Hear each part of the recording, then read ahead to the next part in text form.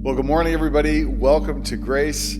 So glad you could join us here online. Hope you're doing well and enduring in the midst of another small lockdown. Hopefully, all the kids are back to school Monday. And so we're just praying for that, praying that you're keeping well and are in good spirits. And I just wanted you to know that if you are struggling at all or frustrated or just need someone to chat, we'd love to connect with you. I'd love to have you come out to a small group, and so or just even give us a call. We'd love to chat and just have a pastor call you. So let us know. We'd love to connect. It's our number is 519-787-1978, and you can email the office at info@igrace.ca. A few announcements before we jump into the word this morning. First is that if you're giving, you can do that online or by e-transfer. And so you can email giving@igrace.ca. Otherwise, you can come into the church and do your giving there. As well, we have a need. In the youth, we have what we call Grace Gladiators, and they are support people for the kids that come out to youth. And so we've got every week people praying daily for a single youth, committing as well to write a letter to them weekly and giving them a small gift monthly. And that's just a way for us to create kind of a culture of discipleship amongst our older people, our parents, our young people, and our youth. And so if you are interested to commit to that, what we would do is give you a name, and then you'd be committing to pray, to write them a short note or a letter each week, just some encouragement, a scripture verse, something you're thinking about, and then monthly a small little gift, a chocolate bar, just something to say, hey, I'm here, I'm thinking about you, and I'm cheering you on. And so we've just found it's really been an encouragement. And so if you would prayerfully consider being a person that does that, we would love for that to happen. As well, with youth, there is something called Alive to Thrive that's starting for a 6-week program. It's for parents of youth, bi-weekly at the church. And it starts on February 6th. And what it's about is the write-up is that the rates of anxiety and depression in teens have never been higher. Center Wellington is no different. Lockdown, social distancing have only made matters worse. And Focus on the Family has developed some incredible content to better train, equip, and support parents to care for teens who struggle in their mental health.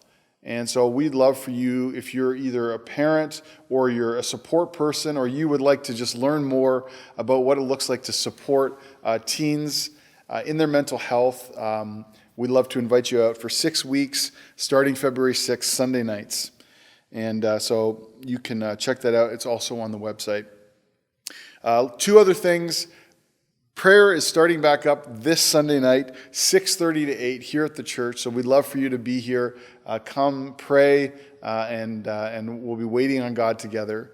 And then lastly, small groups are happening in various forms, but the group that's meeting at the church, which is our open group, so if you haven't checked out a small group, we'd love to have you.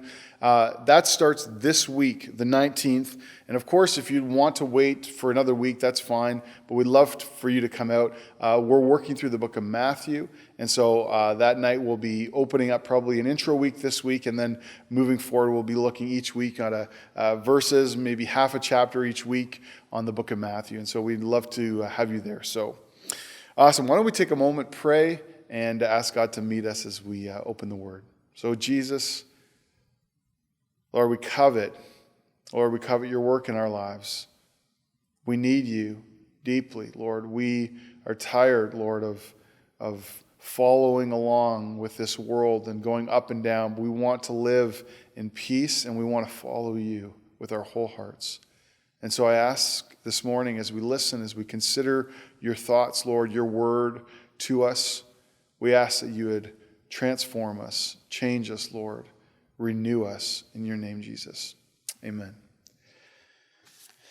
Well, I want to open this morning by reading you one verse, and we are starting a new series called Focus, and we'll be working through that for 3 weeks. And so I want to just invite you to think about this verse. And so I think it's fitting. We're talking about focus, and we are going to literally read one verse this morning, and that will be kind of a kickoff for our meditation. And so the verse is found in Romans 12, verse 2. And it says this: "Do not be conformed to this world, but be transformed by the renewal of your mind, that by testing you may discern what is the will of God, what is good and acceptable and perfect." Well, have you ever been at a failed surprise party where the person who comes in tries to act surprised, but everyone knows almost immediately they knew it was coming? I was at a surprise party like that a few years ago, my dad's birthday, and we didn't think that he knew anything about this. The whole family had come, and by whole family, I mean everybody, brothers, sisters, wives, grandchildren, except my brother Dave, who was halfway around the world in Korea teaching English. And so it felt perfect. He's coming back from an errand, and we had all gathered at the house. My sister had made a cake. The burgers were ready for the barbecue. There were snacks and food ready, and we were all of this stuff was just out of sight of the front door. And it was really fun. We were all excited. I remember trying to quiet down the kids who were just bubbling with excitement. It's their first surprise party, and so I remember just being with them, just quieting them down, and just being totally focused on that front door. Finally, the moment arrives. He's pulled in the driveway. They're walking up the steps.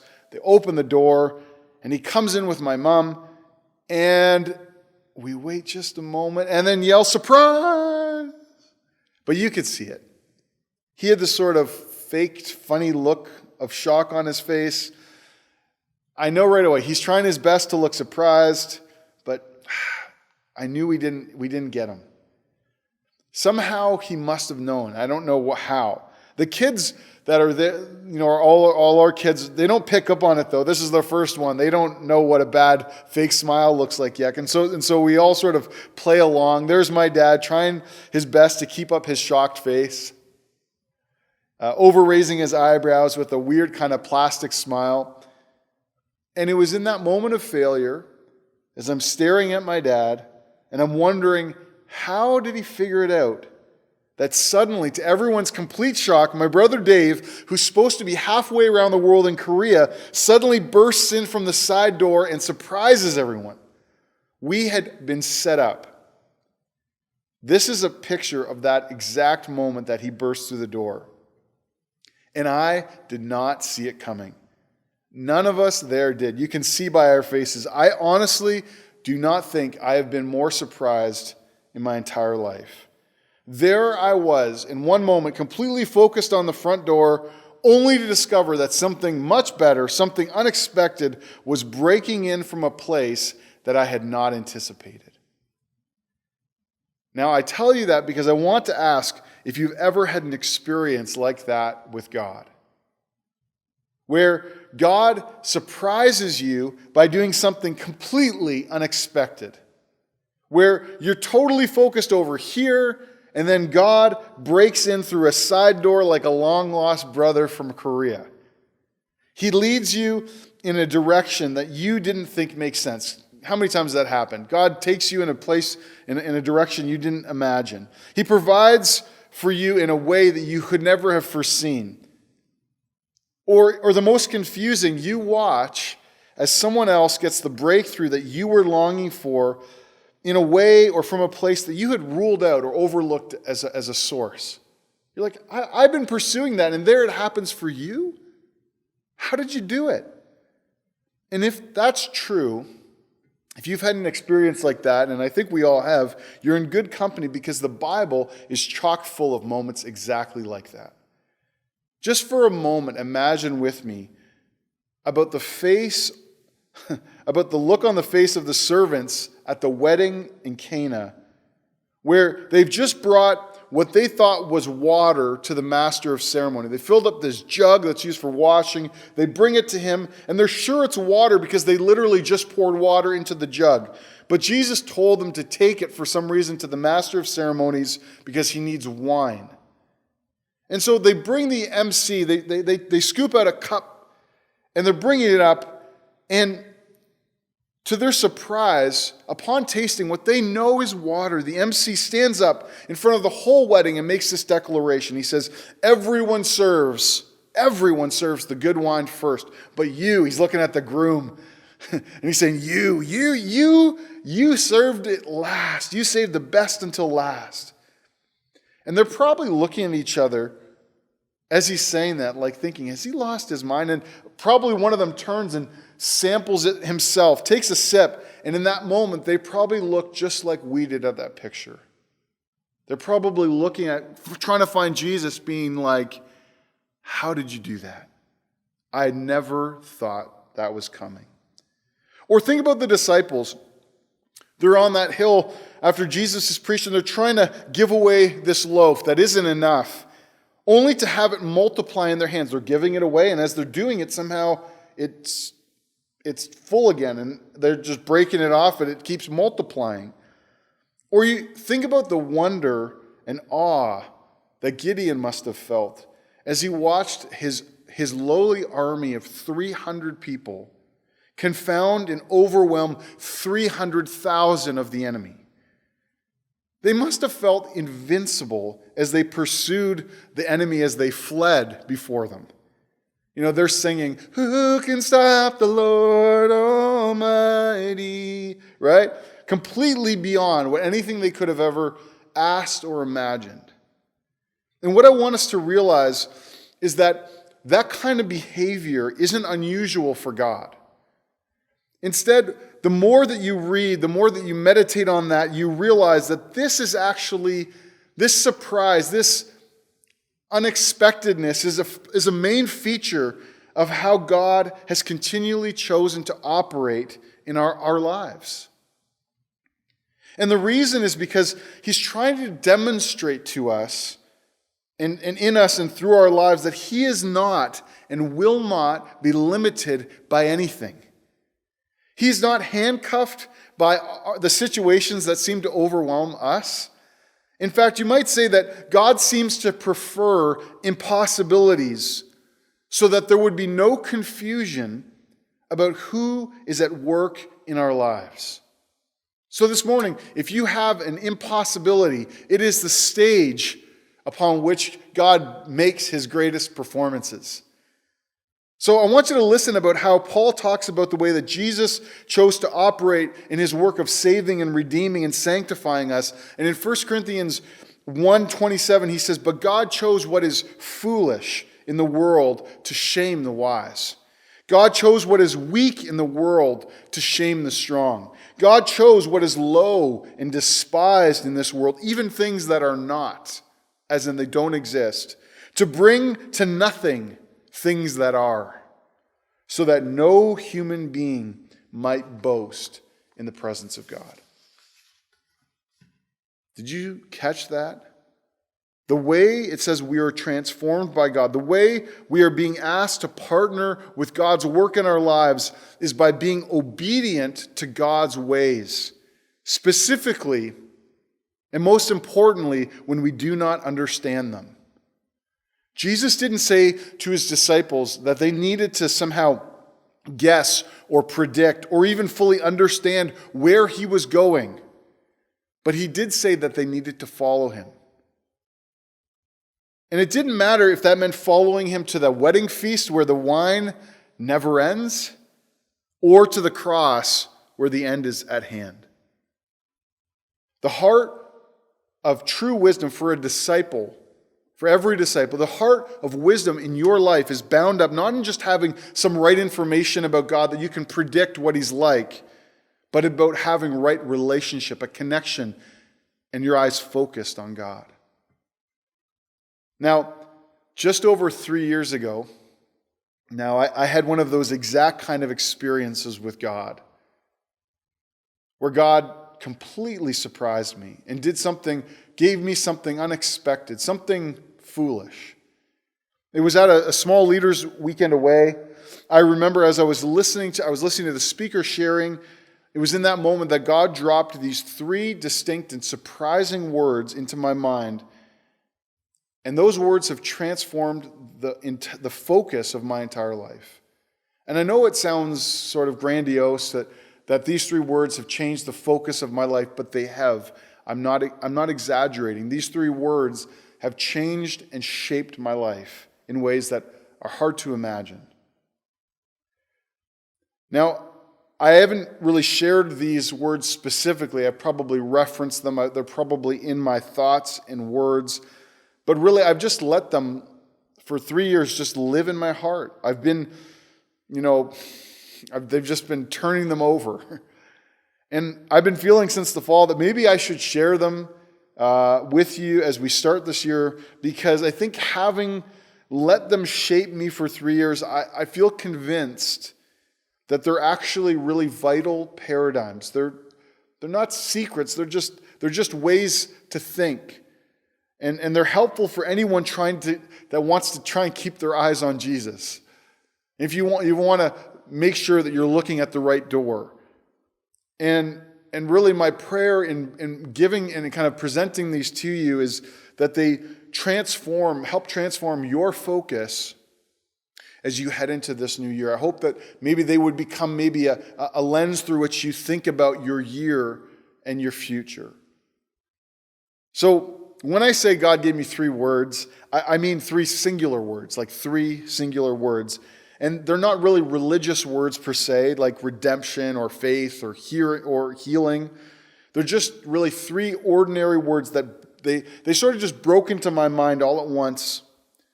And I didn't have to think my way into them. I didn't have to ponder them. I just remember looking at them. They were like a ticker tape running across my mind's eye. And I found the note this week in my phone from the moment when I first wrote them down, November 23rd, 2018, the Relearning Conference. And the three words that God gave me that day were slow, small, and simple. Slow, small, simple. Almost like a refrain, they've just been on repeat, kind of in the background of my mind, counseling me. Slow, small, simple. They're not seemingly strong words, particularly dangerous at first. Slow, small, simple. It's sort of the antithesis of that. But as I turned them over in my heart, as I meditated on those words, I grasped pretty quickly that these words were like God's counter-argument to all of the wisdom of the world. God's counter-argument to the wisdom of the world. These were at the heart of the foolishness, the weakness, the lowly kinds of things that God absolutely loves to use for his purposes. It would be just like God to whisper slow, small, simple. Totally unassuming. Now, it's probably not hard for most of us to see that our world, or to note, we could maybe make this assumption or make this declaration or this conclusion, that our world is hopelessly addicted to hurry. It's true, right?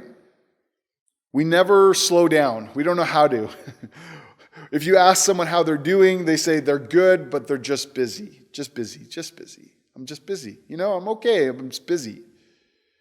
We're distracted, stressed out, and this is the truth, and constantly behind.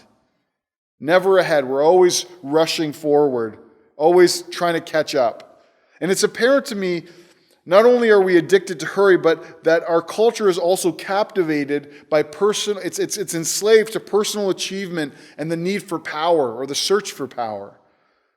See, we despise not just slow things, but small things. Bigger is always better because we're trying to prove we're worthy and we're trying to justify ourselves and to others. And if then, God forbid, that something actually is small in our lives, we think then it better have big value. It better be worth something. But then not only are we addicted to hurry and personal achievement and power, I think we're plagued by the real virus that's out there, which is not COVID, but never feeling like we have enough. Never feeling like we are enough. Never being satisfied or at rest. In that kind of world, simple things are never, ever enough. And if you can see that picture of the world is real, that's actually underlying, that's pulsating, that's what everybody's pushing after. If you can see that, what I want us to consider is how deeply we might have been influenced in our lives, in our minds, in our hearts, from living inside that kind of sick culture, that broken culture. How deeply we might be discipled by its core values. How deeply it's affecting the way that you think about the world, you think about yourself, and most importantly, how you think about God. And it's insidious. If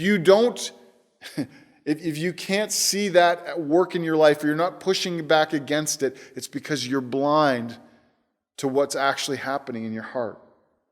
And then what I want you to consider then is the kind of thoughts that we would need to hold on to, that we would need to assert in order to resist that. What kind of things do we need to think about to resist that kind of thinking so that we're not conformed by its immense pressure because it's all around us? What kind of truth do we need to believe and understand and meditate on so that we can break these lies? What kind of things do we need to see and believe so that we can find that freedom, so we aren't conformed? And you can see that. You can see it at work all around us. I can see it in the conversations I have. I can see it on social media. I can see it as we talk about the way things are going in this world, and it's in the church too. There's division and confusion and fear. The presence and the confinement that comes as we are shaken and influenced by the world.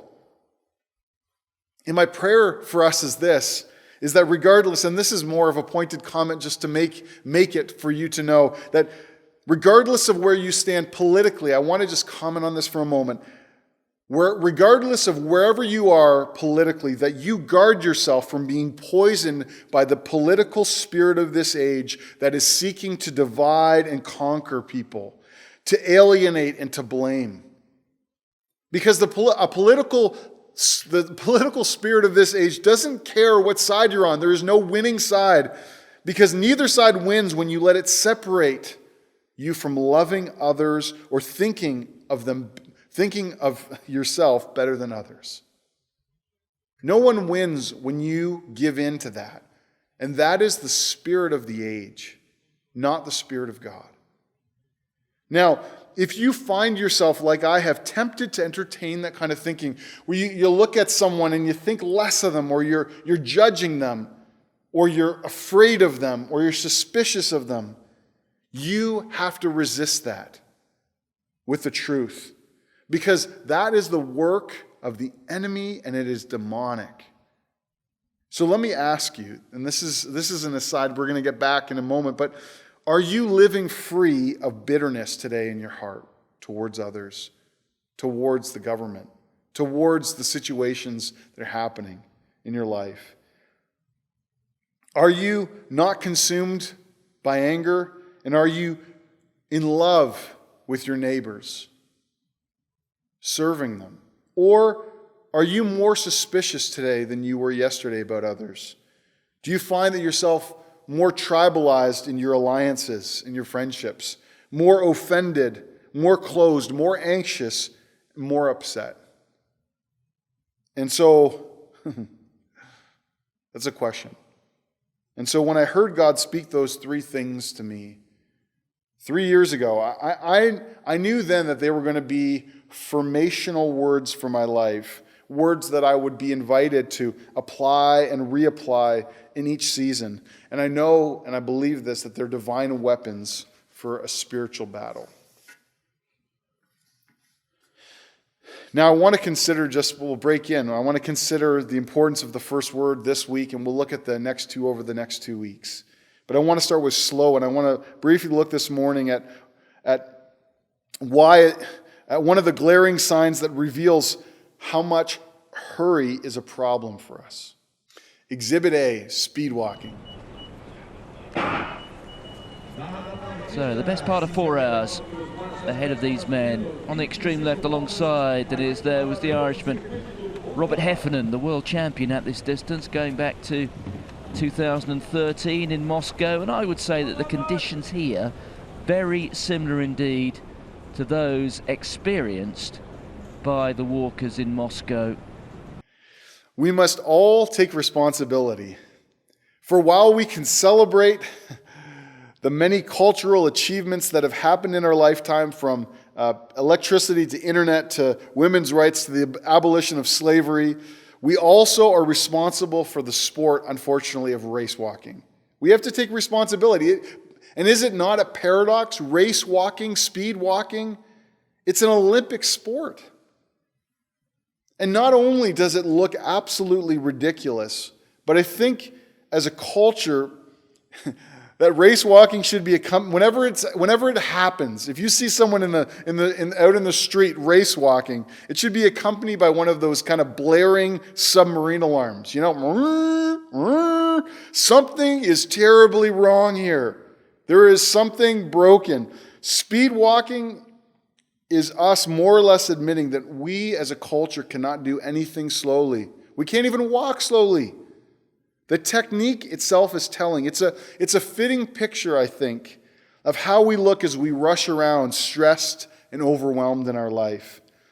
You know, to do it properly, you have to keep one foot on the ground at all times And then to do that, you have to then straighten your leg and over-exaggerate your hip movement, which if you're wondering what that looks like to everyone else, it's embarrassing. That's what we look like when we give in to hurry. Now, I know I'm joking a little bit about, but the signs of hurry are everywhere around us. We're all plagued, each of us, by, I think it's true, of busyness and hurry. And the reason is time, on one level, is time is money, and we never have enough money, and therefore there's never enough time. And then because there's never enough time and we're always short, we have to buy the latest technology. Why? Because we assume that this one will be the one that will save us time. Think of the time you will save is basically or literally every marketing department's golden goose. Someone looks at something and says, I don't really need that. I should hold off. But then someone comes along and says, but think about the time that you'll save. Sold. We pack our schedules full months in advance just so we can fit all the things that we're to do in. But then we're never really free. And then we're surprised when we feel exhausted and we can't do what we want. I always have to laugh cynically when I'm talking to a new married couple or I'm hearing them, without kids talk about how the effort it takes to make time for the relationship and being intentional about spending time together. And I'm thinking in my mind, you literally will never have more free time in your entire life until you retire. But when I think about it, it doesn't feel that way to them for some reason. They have no idea. John Mark Comer is a pastor, and he said that the problem isn't when you have a lot to do. It's when you have too much to do, and the only way to keep up the quota is to hurry. And the net effect is that we become, in our lives, and have become, preoccupied, distracted, and rarely present anywhere, ever. We're never really there. And we're so busy, we're completely blind to the pace that we're living at. We're not aware that it's a problem because our culture is addicted to it. It doesn't tell you to slow down. And, our culture may say, listen, it's good. Hey, it's good for you to slow down a bit. Take a break on the weekend. As long as it's by Monday, you're ready to come back and put the pedal right to the metal. And maybe as I'm saying that, you're thinking, you know what? It's not a big problem for me. I'm okay with being a bit busy. I understand. I've got some busy seasons. Maybe I'm having a busy year. Maybe it's been a busy 2 years. It's been a busy 5 years. It's been a busy decade. And you're thinking, it's not a big problem for you though. No, it's just a busy decade. And that's why it's so misleading, because it feels busyness and hurry and preoccupation, distractedness, they don't feel like scary issues. I mean, hey, listen, I've got other things that are more important to deal with. They feel benign. It's inconvenient, but it's not really a big thing to worry about. And I think part of it is it doesn't, hurry and rushing and distractedness doesn't have a scary name like adultery or busyness or bitterness or lust. It's not a sinless thing. And that's true until you realize that the first word that is used to describe love in Corinthians 13 is that love is patient. Love is patient. Literally meaning that the speed of love is slow and steady. If you want to move at the speed of love, you can't go fast. It's the opposite. And what does it mean? Love is patient or slow. Slow to what? Well, it tells us slow to complaining, slow to anger, love is slow to irritation, love is slow to resentment and bitterness. All of those things are symptoms of hurry. I'll read them again. What happens when we hurry? Complaining. What happens when we're in a rush? We get angry. What happens when we can't slow down? We're irritated by everything that's holding us back. What happens when we're moving so fast and the world is spinning? We get resentful of the people that are experiencing rest, and we get bitter towards anything that stands in our way. And that's a blight in our life. That's a plague in our life. Love, though, is slow enough, it says, that it can bear all things. Love is wide and vast. And it says, not only can it bear it, it can endure it. It comes out the other side. See, love is just not in a rush. You want to love someone, you can't be in a rush. And Jesus was a lot of things, but he was never in a hurry. Never in a hurry to get anywhere. Never in a hurry to make something more than it was. Jesus lived slowly. And that's why hurry, when it lives unchallenged or overlooked in our lives, is so dangerous. It's so dangerous because it's this vile concoction of impatience that's born out of our fears, and then it's driven by our pride. Now, does that make you feel concerned? That's what's actually happening? Imagine prioritizing the speed of love, prioritizing speed in the work of loving God or others. Imagine trying to say, I'm going to go have my devotion so I can deeply love God and spend time with him and enjoy him, but I'm going to do it fast. Right? I'm going to go on a 5-minute date. Said no one ever. How can we love and care for our neighbors if at the end of the day we're just too busy? They're completely at odds. Missionary Corrie ten Boom said, if the devil can't make you sin, he'll make you busy, and that's the same thing. Psychologist Carl Jung said, hurry is not of the devil, hurry is the devil. And when renowned theologian Dallas Willard was asked about what someone should do to become the person that God had made them to be fully alive, he said, you must ruthlessly eliminate hurry from your life. So that's a problem. So how then do we, if it's a problem, it's something, God, you might be calling me to look at in my life. How do you resist hurry and the impatience that we have in our hearts? How do we push back? If the world is wanting to conform us, how do we push back? Well, Romans 12:2 that we read, that one verse that I want us to really focus in on, is which we read at the beginning, tells us, it says, do not be conformed any longer to the patterns of this world, but be transformed by the renewing of your mind. And that tells us 3 things, at least, that we need to know in order to resist, in order to push back. And this applies really for anything you're pushing back. But listen, it tells us 3 things. The first is that everyone is being formed. You are being formed. And that could be by being firstly conformed to this world or transformed by God. It's one or the other. You're being conformed to the world or transformed by God. The word conformed means molded, like squished, put in a box, pressed together. Whereas transformed means to be changed into something completely different. Like a caterpillar becoming a butterfly. It's a transformation, a metamorphosis. So I want you to realize your thoughts literally are shaping your reality even as I speak. You're either allowing, the thoughts that you have in your mind are either conforming you, confining you, imprisoning you, or they are releasing you into the freedom of God. You are right where your thoughts have led you.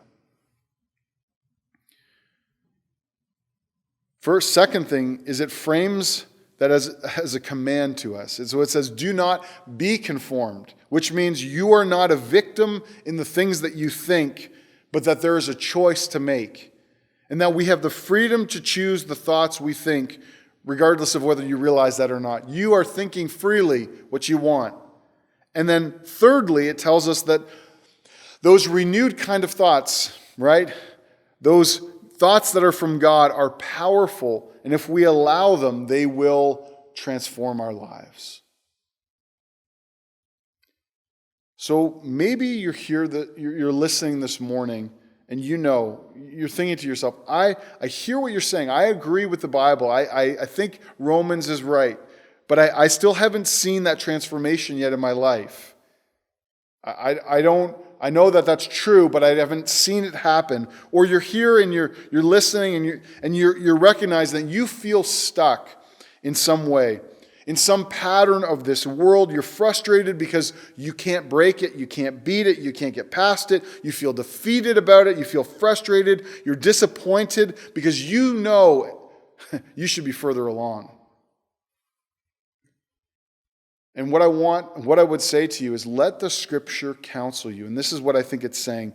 Do not lose heart this morning. Do not lose heart in this struggle. Do not lose heart. Do not give up. What is happening is simply that you have not yet thought, you have not yet conceived what God is thinking about your problem. And God has a beautiful thought about your problem. And if you understand that you have yet to perceive what God has, that brings us full circle, doesn't it? Right back to where we began.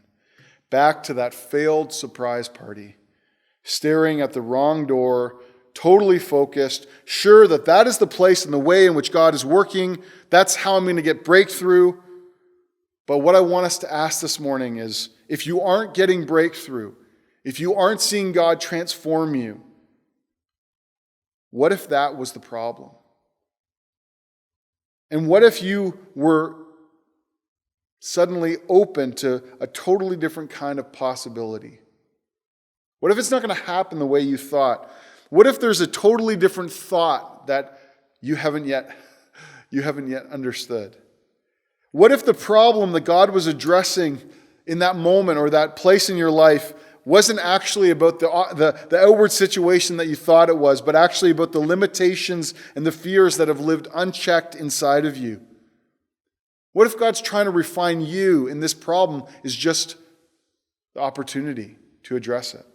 What if God in His grace was doing something better than what you have yet conceived of? What if God was using the confounding problem that looks impossible to you, it literally looks impossible, in order to reveal to you His brilliance? Don't lose heart. What if God uses what's slow in this world, the processes of life, in a slow way to confuse and confound those of us who are so busy and so caught up, to address the fact that we have lived hurried and ahead of God, rather than independence and surrender? Why is it that we are so surprised that the God who does exceedingly more than we could ever ask or imagine goes about it in ways that we would never have asked or imagined?